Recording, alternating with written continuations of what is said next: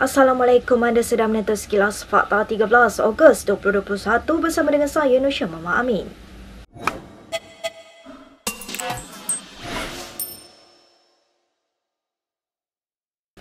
Muhyiddin Yassin mengumumkan dia tidak boleh meletakkan jawatan memandangkan tiada siapa yang mempunyai majoriti untuk menggantikannya. Menurut Muhyiddin, jika Perdana Menteri baru tidak dapat dilantik, Kabinet dan kerajaan yang baru juga tidak dapat dibentuk. Kami telah mencapai satu kata sepakat untuk berunding dengan pimpinan-pimpinan parti di luar Perikatan Nasional untuk meluluskan usul undi percaya kepada Perdana Menteri di Dewan Rakyat. Ini akan membolehkan kerajaan yang ada pada hari ini terus berfungsi mengurus pandemik hingga tiba suatu masa yang sesuai untuk diadakan pilihan raya bagi mengembalikan semula mandat kepada rakyat. Usul undi percaya ini hanya boleh diluluskan dengan sokongan bipartisan di Dewan Rakyat. Muhyiddin turut menjanjikan beberapa pembaharuan parlimen, antara lain menghadkan tempoh jawatan Perdana Menteri kepada 2 penggal dan rang undang-undang anti lompat parti dibentangkan. Saya membuat aku janji bahawa pilihan raya umum ke-15 akan diadakan selewat-lewatnya pada penghujung bulan Julai tahun hadapan, insya-Allah.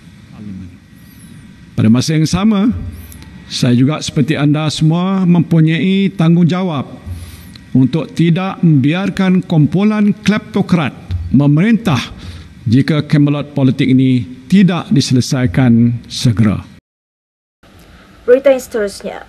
Sebarang angka sokongan yang dirumus Speaker Dewan Rakyat tanpa melalui proses undian di Parlimen adalah bersifat spekulatif dan boleh dicabar. Perkara itu dinyatakan oleh Menteri Wilayah Persekutuan Anwar Musa dalam hantarannya di Facebook hari ini. Hantaran Anwar itu dipercayai merujuk kepada surat jawapan balas daripada Azhar Harun kepada Istana Negara yang tular di media sosial. Semalam Malaysia Kini melaporkan Istana Negara didakwa menghantar surat meminta pengesahan Azhar berhubung jumlah sokongan anggota Dewan Rakyat terhadap Muhyiddin. Ahli Parlimen Ketera itu turut mempersoalkan jika benar Azhar telah memaklumkan jumlah sokongan itu kepada pihak tertentu, perbuatan itu adalah salah dan mengelirukan. Tambahnya, kedudukan Muhyiddin hanya boleh diabsahkan melalui undi percaya di Dewan Rakyat. Sehubungan itu katanya, semua pihak harus bersabar dengan proses undi percaya itu yang menepati perlembagaan serta selaras dengan demokrasi berparlimen. Dalam pada itu, Majlis Presiden PH mengulangi pendirian mereka untuk menyokong Ketua Pembangkang Anwar Ibrahim sebagai calon Perdana Menteri. Mereka turut menyeru semua ahli parlimen menolak Muhyiddin dan menyokong Anwar sebagai pengganti. Dalam satu kenyataan, Majlis Presiden PH berkata, ia bagi mengelakkan sebarang pilihan raya berlaku di tengah pandemik COVID-19. Kenyataan bersama itu ditandatangani oleh Presiden PKR Anwar Ibrahim, Presiden Amanah Muhammad Sabu dan Setiausaha Agung DAP Lim Guan Eng. Sementara itu, ketika ditemui di Port Dickson hari ini, Anwar menegaskan langkah Majlis Presiden PH hanya menamakan satu calon Perdana Menteri yang baru adalah bagi mengelakkan kekeliruan. Mengulas lanjut, Anwar bagaimanapun berkata, pendirian PH itu juga tidak bermakna ia menolak kerjasama dengan semua pihak. Kiraan Malaysia Kini menunjukkan Muhyiddin ketika ini hanya mempunyai sokongan 100 ahli parlimen iaitu kurang 11 kerusi untuk majoriti mudah di Dewan Rakyat. Bagaimanapun ketika ini belum ada satu pihak pun yang mempunyai sokongan majoriti. Timbalan Speaker Dewan Rakyat Muhammad Rashid Hasnun semalam menerima peringatan daripada Azalina Othman Said berhubung surat Istana Negara. Ini susulan Rashid mengaku tidak sedar kewujudan surat itu yang meminta pengesahan Speaker Dewan Rakyat berhubung jumlah sokongan ahli parlimen kepada Muhyiddin Yassin. Dalam ciapan di Twitter malam tadi, Azalina yang juga timbalan Speaker Dewan Rakyat menyatakan salinan surat itu juga telah dikirimkan kepadanya dan Rashid. Rashid terdahulu di petik portal The Vibes mengatakan tidak pernah berlaku sebelum ini bahawa Agong berkomunikasi secara langsung dengan Speaker mengenai hal-hal parlimen.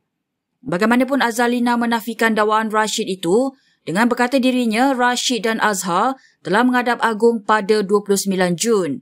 Ahli Parlimen Pengarang itu juga menyertakan gambar pertemuan itu pada ciapannya di Twitter. Semalam Malaysia Kini melaporkan Datuk Pengelola Bijaya Istana Negara Ahmad Fadli Syamsuddin telah menghantar surat pada 9 Ogos meminta Azhar mengesahkan sokongan terhadap Muhyiddin. Good morning G-Sure, minuman pertama produk buatan Malaysia yang bernutrisi lengkap dan berasaskan tumbuhan. Ia sesuai diminum oleh mereka yang mengalami intoleransi laktosa. Kajian oleh Universiti Tempatan menunjukkan bahawa lebih daripada 90% populasi Malaysia mengalami intoleransi laktosa. Intoleransi laktosa boleh menyebabkan perut kembung dan diarrhea. Good morning G-Sure membantu meningkatkan sistem imunisasi, merendahkan risiko penyakit dan meningkatkan daya serta kekuatan tubuh badan. Keluarga bahagia bermula dengan keluarga yang sihat, dan saya di usia 52 tahun masih aktif, kuat dan sihat semestinya dengan Good Morning G-Sure. Kita ke perkembangan yang berikutnya. Kerajaan akan melaksanakan vaksinasi COVID-19 kepada kanak-kanak dan remaja berusia 12 hingga 17 tahun mulai pertengahan September. Perkara itu disahkan oleh Menteri Penyelaras Program Imunisasi COVID-19 Kebangsaan, Khairy Jamaluddin. Menurut ciapannya di Twitter, Khairy berkata, kanak-kanak dan remaja berusia 12 hingga 17 tahun dan mempunyai masalah kesihatan tertentu akan diutamakan terlebih dahulu. Menurut Khairy, maklumat lanjut mengenai program vaksinasi itu akan diumumkan minggu hadapan. Khairy turut merujuk kepada surat perkeliling yang dikeluarkan oleh Ketua Pengarah Kesihatan Dr. Nur Hisham Abdullah. Surat itu menyebut program imunisasi COVID-19 akan diperluaskan kepada remaja berusia 12 hingga 15 tahun dengan masalah kesihatan tertentu. Vaksinasi juga akan diberikan kepada semua remaja berumur 16 dan 17 tahun dengan atau tanpa masalah kesihatan. 4 anggota Tentera Udara Diraja Malaysia maut dalam satu kejadian tembakan di kamp TUDM di Kota Samarahan, Kuching pagi tadi. Pesuruhjaya Polis Sarawak ID Ismail berkata buat masa ini pihaknya sedang menjalankan siasatan mengenai insiden itu. TUDM dalam satu kenyataan hari ini mengesahkan berlaku satu insiden tembakan pada pukul 7.15 pagi di unit TUDM di Kota Samarahan, Kuching pada waktu anggota bertugas. TUDM juga akan menubuhkan satu lembaga penyiasatan bagi mengenal pasti punca kejadian. Sementara itu, Akhbar Kusmo melaporkan Ketua Polis Samarahan Sudirman Kram memaklumkan siasatan awal mendapati suspek dipercayai mengamuk di balai pengawal dan mengambil senjata api. Suspek kemudian menembak mati 3 rakannya sebelum bertindak menembak dirinya sendiri. Baik, berikut beberapa lagi ringkasan berita untuk hari ini.